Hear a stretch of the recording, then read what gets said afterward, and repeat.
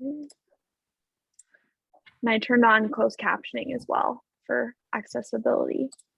Okay, and then let me, as people start to trickle in, we'll get started here in a second for anyone who's already signed in. So far we have 2 people.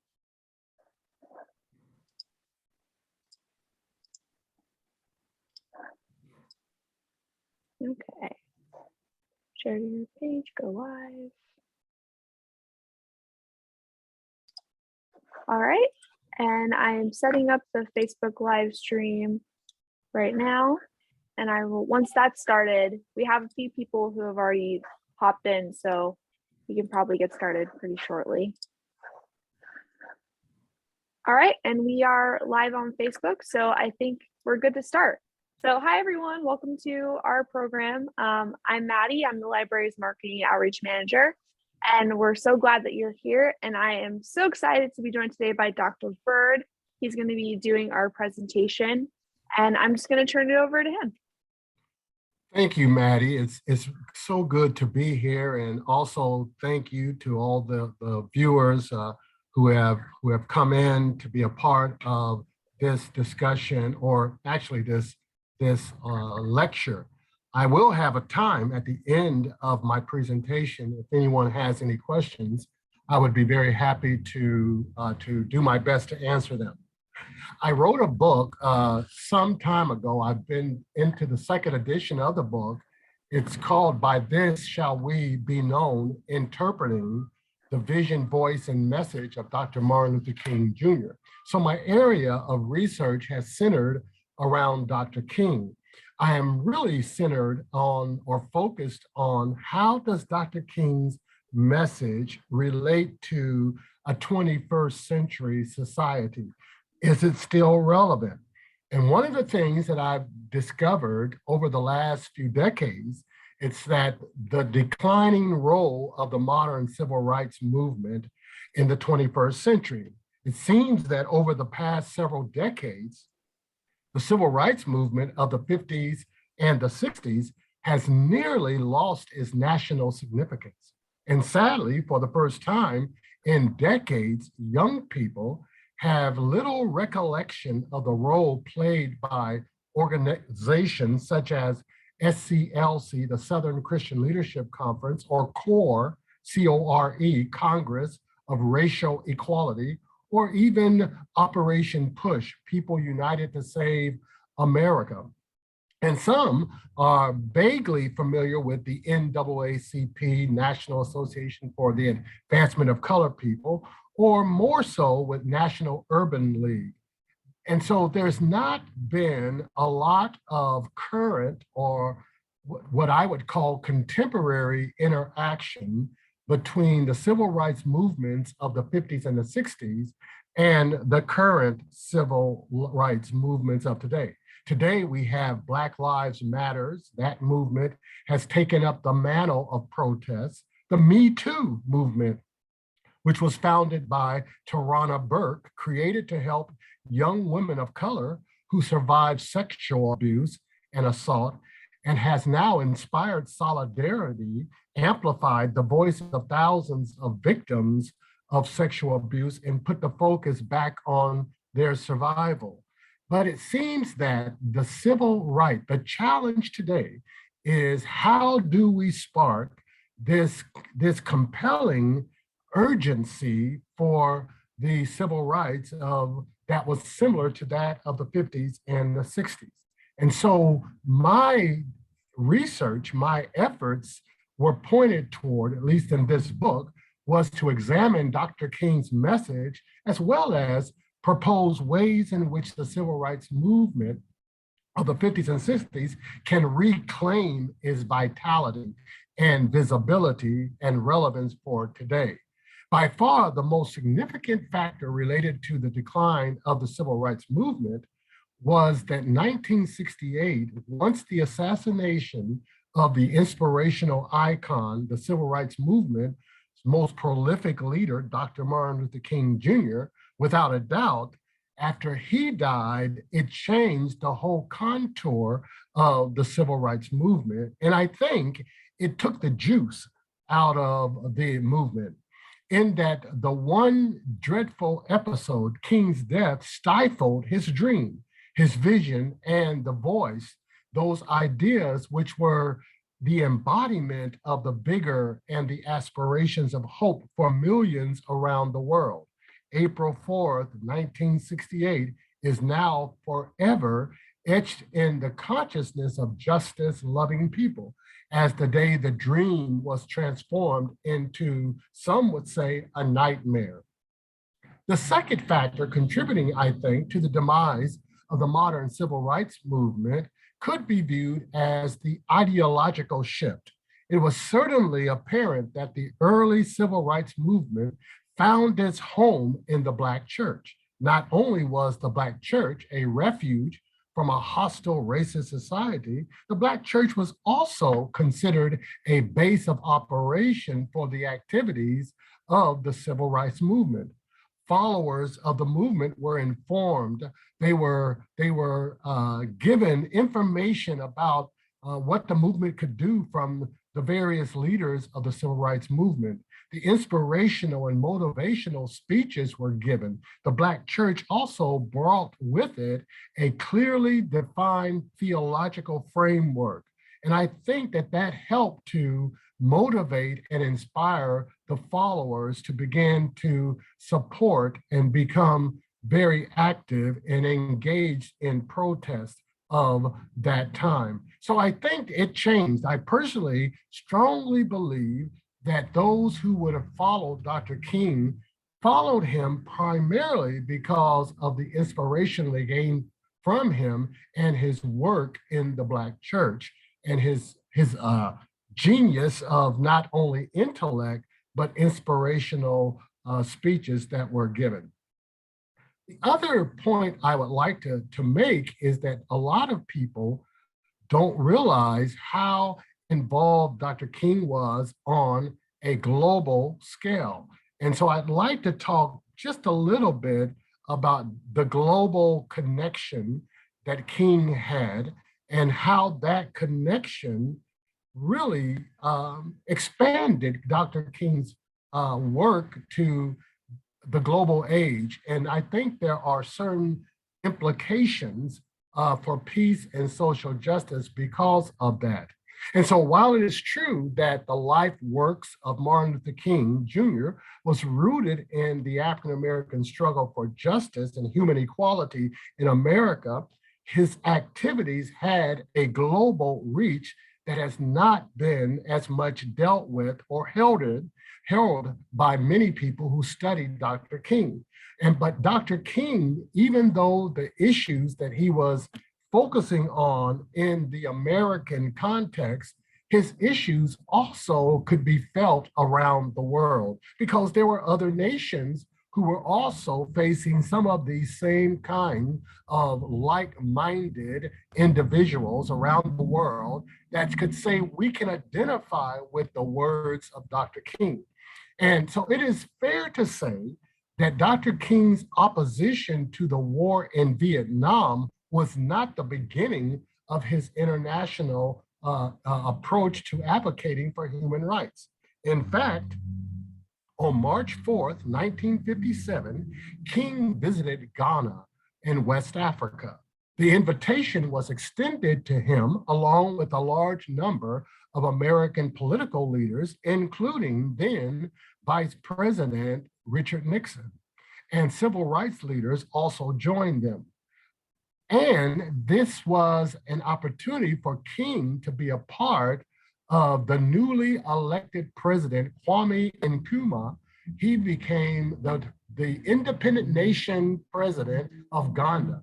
So dignitaries from around the world attended the ceremony to mark the independence from Ghana. And this was a very special time for Dr. King. Dr. King, and I quote, said, "The minute I knew I was coming to Ghana, I had a very deep emotional feeling. A new nation was being born. It symbolized the fact that a new order was coming into being and an old order was passing away." King, when telling his congregation about his experience in Ghana, he would elaborate about how proud he was for the people of Ghana, that they had been able to transform their a kind of situation of being ruled by another nation to now having freedom. Freedom that was very much a valuable thing to King because he could relate that and had an affinity to Ghana because of what they had experienced. He said, in fact, and I quote, King said, American Blacks could learn some important lessons from the freedom struggles that Africans have waged against European colonists, he said.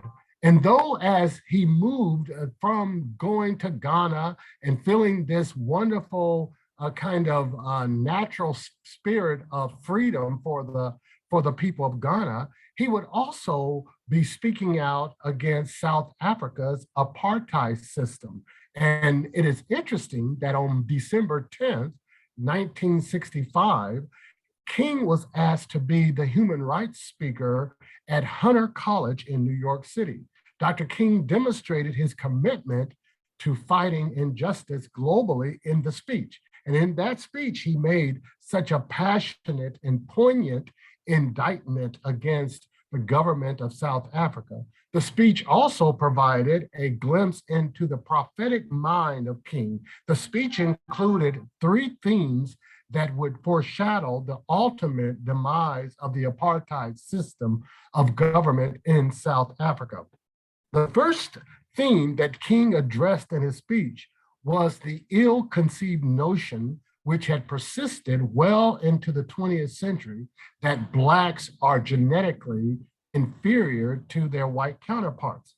King said Africa has been depicted for more than a century as a home of Black cannibals and ignorant primitives, despite volumes of facts controverting this picture. This stereotype still persisted in books and motion pictures and other media communication, King said. King was very disturbed by the way South Africa was complicit, including, he said, the South African Christian Church was complicit in its perpetuation of negative propagandizing of Blacks.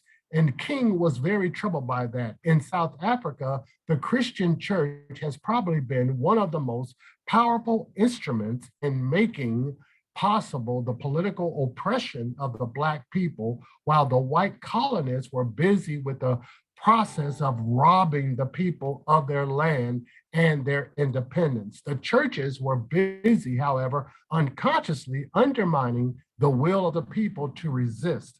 This was done in a number of subtle and not so subtle ways. And so King was very much concerned that there was this attitude in white South Africa that was saying that the Africans were somehow inferior as human beings. And that troubled King greatly. So when King spoke, he spoke out against that kind of false propagandizing that he saw being perpetuated in the teaching of white South Africans.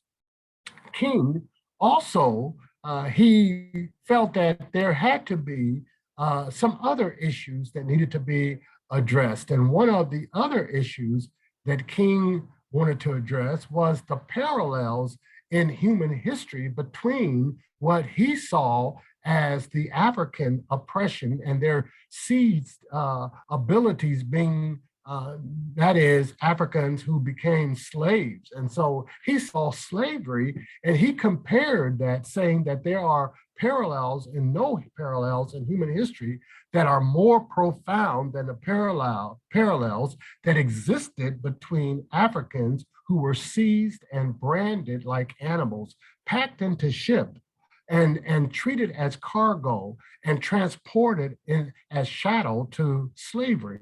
Millions suffered agonizing death in the Middle Passages in the Holocaust, reminiscent of Nazi slaughter of the Jews and Poles. So King was drawing these parallel between what happened with Africans in slavery to what also happened with Jews in Nazi Germany. He could see that there was this parallel, and it was not a mere coincidence that King so readily and so sensitively associated the struggles of African Americans with the struggles of Jewish people during Hitler's rule in Nazi Germany. In 1963, Dr. King developed a unique bond, kind of a soul-like friendship with Rabbi Abraham Joshua Heschel, an Orthodox Jew of Warsaw, a descendant from the dynastic generations of Hasidic rabbis. Both men, King and the rabbi, were attending a Chicago conference on religion and race. The two men were drawn together, each by this shared commitment to the language and experience of the Hebrew prophets.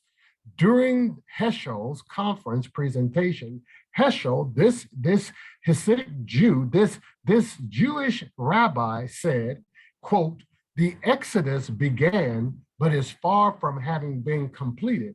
In fact, it was easier for the children of Israel to cross the Red Sea than for Negroes to cross certain university campus." End of quote. No doubt he was referring to the similar experiences, such as what took place when James Meredith had literally to be escorted by United States Marshals in order to attend classes at the University of Mississippi. 2 years after the Chicago conference, Rabbi Heschel joined Martin Luther King walking side by side with him in the Selma Montgomery March. Heschel declared later, I quote, "When I marched in Selma, my feet were praying. During the civil rights years of the 50s and 60s, there was a strong Jewish-Black alliance that was linked by a common struggle for justice." The third theme that King addressed, and not only did he address the theme of slavery and also the theme of how Blacks were inferior to whites, but the third theme that he addressed in his speech at Hunter College was his charge of human rights violations and economic exploitation of the majority population without reprisal. King said this, and I quote, "South Africa says to the world, we have become a powerful industrial economy. We are too strong to be defeated by paper resolutions of world tribunals. We are immune to protest and economic reprisals," end of quote. The speech highlighted King's breadth of knowledge of the plight of South Africans and exemplified his concerns for their supplications for equality. Before 1980s, the legislation of the Sullivan Plan to divest in South Africa, King had already in 1962 began to ask people to hold meetings and demonstrations to encourage world governments to support economic sanctions against South Africa. So on December 10th, back in 1960s, he implored, he said, quote, "Write to your mission at the United Nations, urging adoption of a resolution calling for the international isolation of South Africa. Don't buy South African products. Don't trade or invest in South Africa." Remarkably, King sought to deploy the forces of the global market, the economy, to dislodge the cruel forces of oppression in South Africa. If economic would be able to be a force that could work in America to alleviate oppression for Blacks, it might also work to do the same for the oppressed Blacks of South Africa, he said. The misery of people, King said, the misery of people in Africa and Asia is a shared misery, a fact of life for the vast majority. They are all poor together as a result of years of exploitation and underdevelopment. Our missionary efforts fail when they are based on pity, rather than true compassion. And instead of seeking to do something with the African and Asian people, we have to do more. Often, we need to do more to help them to have equality in their countries. The precision to which King makes his arguments identifies what is usually the root cause of oppression in the first place: money. King criticized America for its investments in the motor and rubber industries in South Africa. He was critical of South Africa's gold mining industry and its exploitative use of Black Africans to extract this precious metal from the earth. King pointed to the fact that millions were being spent by America in South Africa to assist with technical support in building nuclear reactors, an action which further reinforced South Africa's dominance over oppressed Black Africans. King's anti-apartheid crusade against South Africa's atrocities against its citizens was just as impassioned as his anti-segregation crusade against the vileness of racial injustice in America. It was a biblical call to justice for all people beyond the boundaries of his own country. He recognized the systemic ability of men to be cruel to other men, an age-old problem whose call makes King's prophetic voice not unlike the prophetic call of the 8th century prophet Amos. Amos also condemned the people of Israel for the corrupt legal systems that oppress the poor. The prophet declared, therefore, because you trampled on the poor and take from them the levies of grain, you have built houses hewn stone, but you have not lived in them. You have planted pleasant vineyards, but you shall not drink their wine. For I know how many are your transgressions and how great your sins. You will afflict the righteous who take a bribe and push aside the needy in the gate. Amos 5:11 and 12.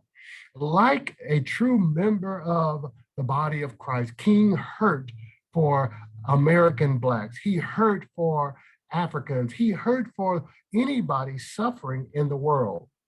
To raise his voice against South African oppression was a call to solidarity and compassion for not only South Africa, but for the oppressed everywhere on a global scale. It took a great courage for King to speak out on injustice on an international stage, but he did it. And subsequent to his trip to West Africa, King also visited India. Through a grant that was given from American Friends Service Committee, the Christopher Reynolds Foundation, and the Quaker Organization, King visited the country accompanied by his wife, Coretta Scott King. And he also brought along with a professor, Lawrence Reddick of Alabama State College.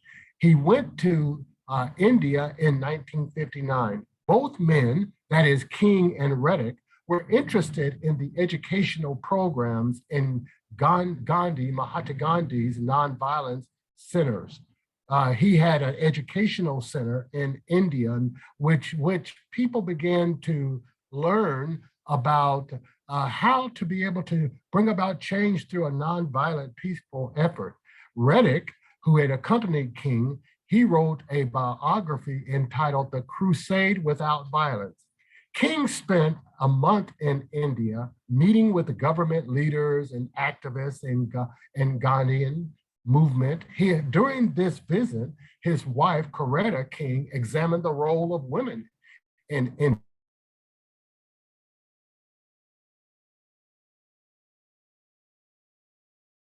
to Negro spirituals. Therefore, Coretta, who was into music, her area of study was music, Coretta ended up singing as much as I lectured, King said. The influence of Mahatma Gandhi and his peaceful nonviolent struggles for Indian liberation, his influence upon King's ministry is well documented. King's night of silence spent in the bedroom that was once Gandhi's to imbibe his quietness and peaceful ethos apart from the applications of Gandhi's strategies. King's interest in Gandhi's methods illustrated his understanding of the interconnectedness of human struggle. It is the human struggle for liberty that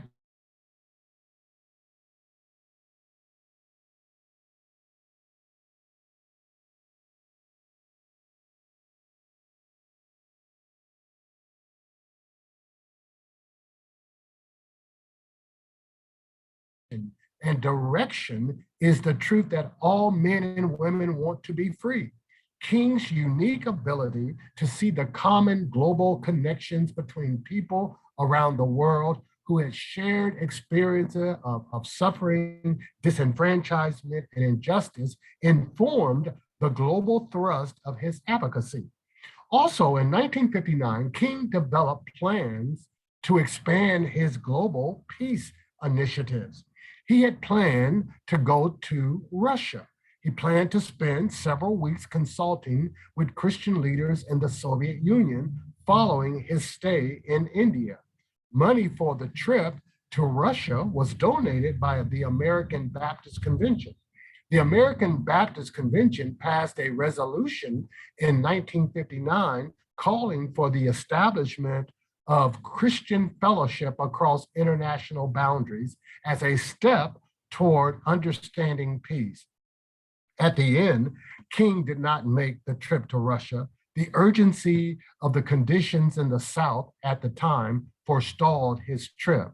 His desire to do so further, though, demonstrated his global vision and the scope of his concern for peace worldwide.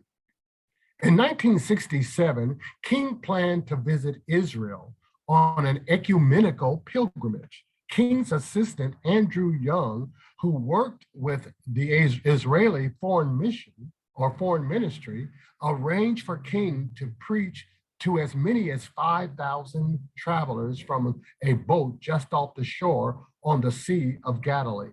Those plans were derailed by a war, and King postponed his trip to the region.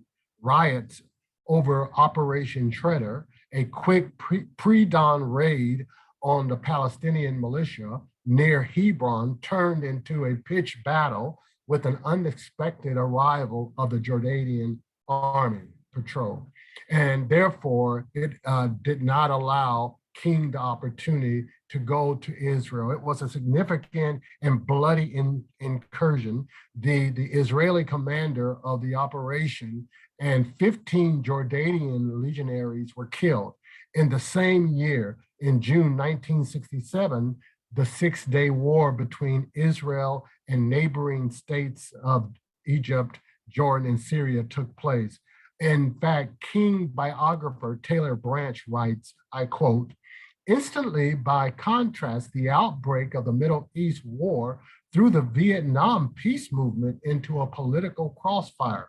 Martin Luther King, back from Geneva, smarted from criticism that he had abandoned his nonviolence by lending his name with Reinhold Niebuhr and other religious leaders to the pre-war New York Times ad that sounded the alarm over the hostile Arab encirclement." And so there was this idea that somehow King was getting involved in war talks with Israel and against the Arab nation. And so perhaps he was not holding fast to his nonviolent commitment, but that's not true. King always stood for nonviolence. King's international travels, his human rights involvement brought into clear vision his concept of the beloved community, or what he would call the world house, which was his vision of the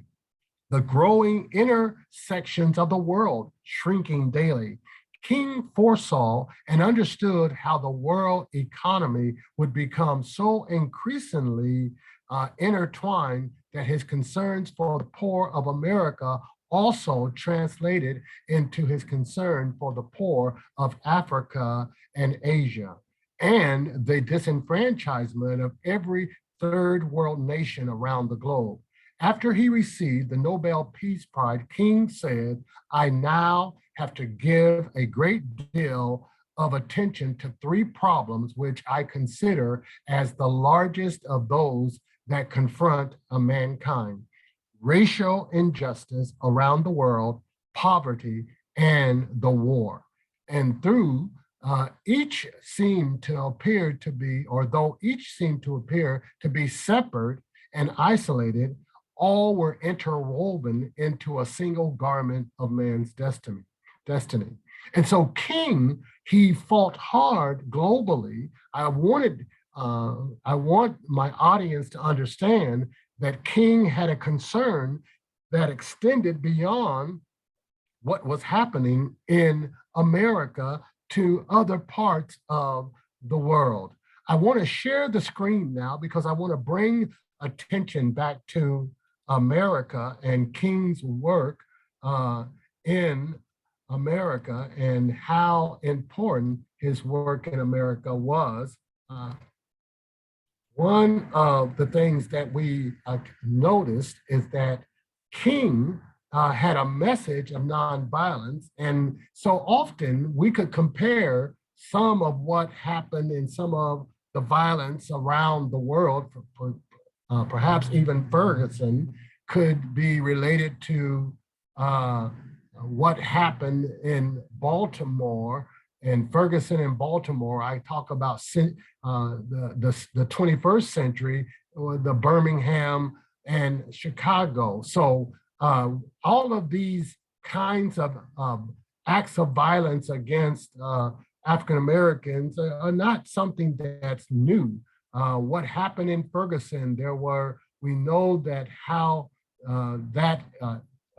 there was not only the abuse by police officers, and even before what happened with George Floyd, there was a brutality going on in Baltimore and in Ferguson.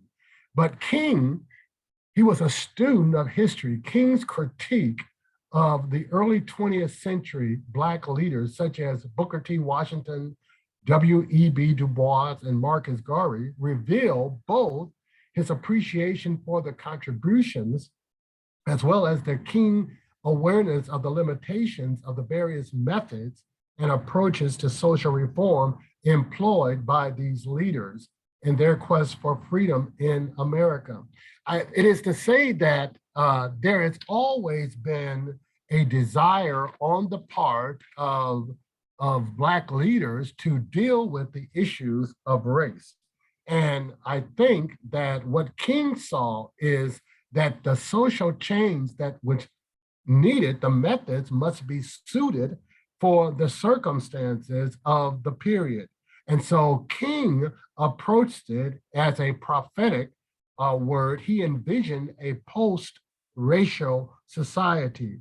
Even in his I Have a Dream speech, remember his I Have a Dream speech, he focused at the end of his speech on the dream that one day his 4 little children would be able to join hands with white children, and they would be able to walk together as one. And so King had this kind of post-racially society, a racial divided society, that somehow we would get beyond those racial divides. Now, some would say 2020, the year 2020, brought to surface some of the challenges that our world is still facing now as it relates to the racial divide. Some would say that much of the progress that was made in the civil rights movement has been lost based upon the fact that now there is so much unrest racially. So King was trying to say, we need a post-racial society. And sadly, we're not there yet. And so Martin Luther King kind of represents the idea, kind of the Christian idea that Jesus put forth, the word of Jesus, blessed are the peacemakers, for they will be called children of God. And this could not be more relevant even in the 21st century, just as it was in the 20th century. The earliest work that took place in the South, it later went north and throughout the various cities of America. King was enveloped in this fierce bombardment of brutal beatings and the message of peace remained intact. So even though there were challenges to King's message, King never broke ranks with those who would stand for a peaceful method of nonviolence. He believed that there must be education of our youth. He believed that we need to stimulate our youth to rise above the stagnant levels of mediocrity and could continue to work toward excellence. That was something that King would challenge his community.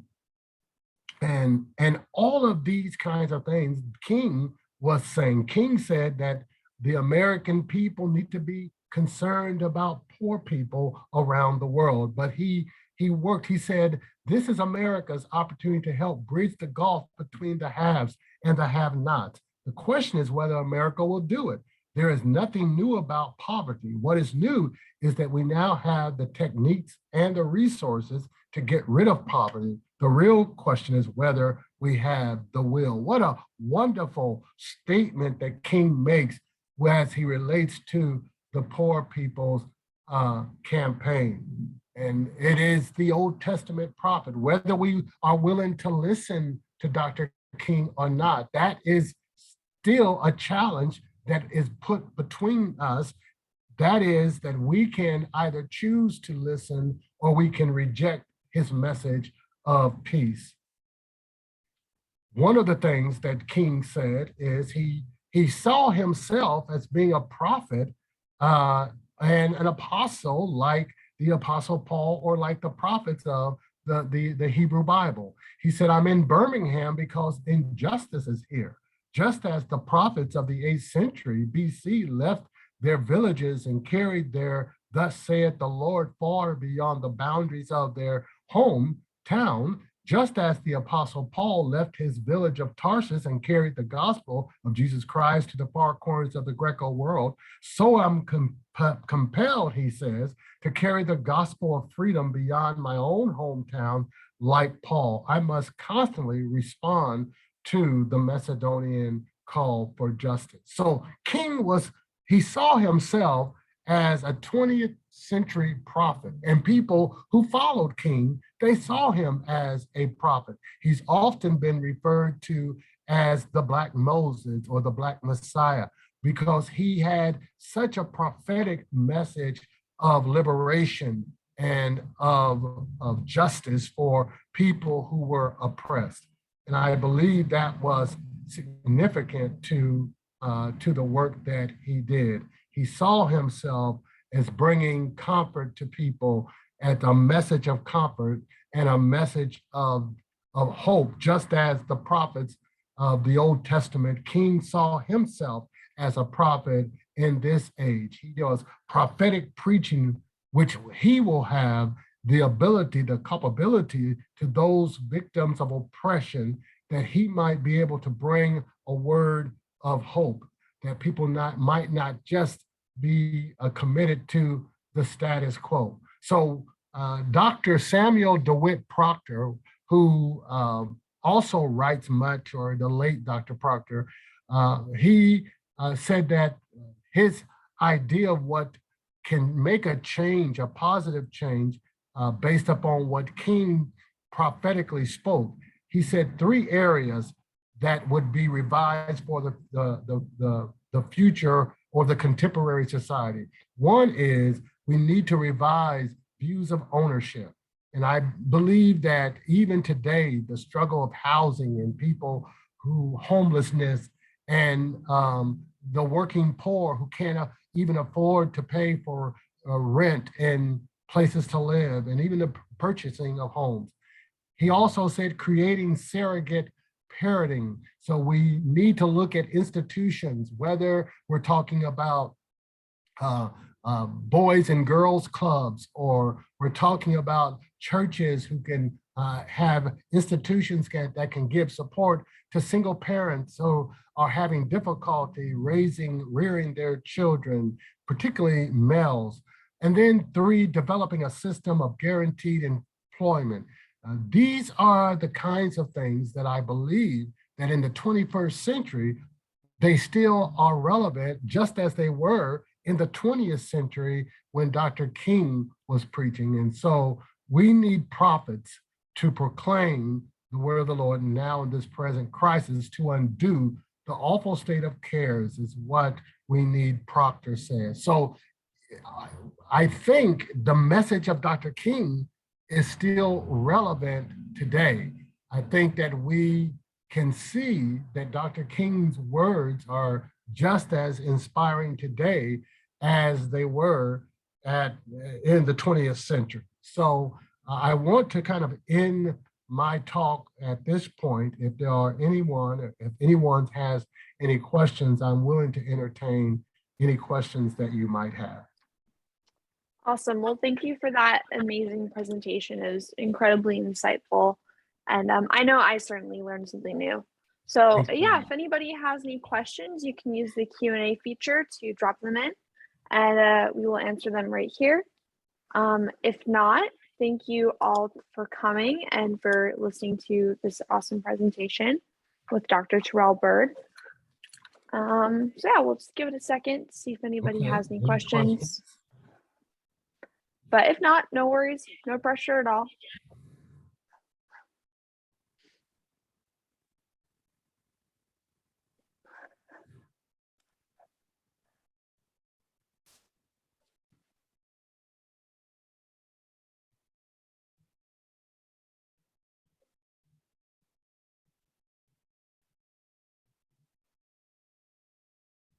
All right, well, I'm not seeing any questions dropped. So yeah, Well, apparently, I hope that I gave somewhat of an informative talk that will help people have a better understanding of Dr. King, particularly the global piece that I think a lot of people don't know about. I see someone saying thank you. Yes, Janet Naughton. Naughton, yeah. Yes, yes. Well, you're Awesome. welcome. You're welcome. And I do want to mention that this will be uploaded to our library's YouTube channel, and it's also available on our Facebook page if anybody would like to rewatch his presentation and possibly share it with other people. So yeah, thank you, Dr. Terriel Byrd, and thank you to everyone who attended. Thank you, Maddie. Appreciate it. All right, have a good one. You too. Bye-bye. Bye.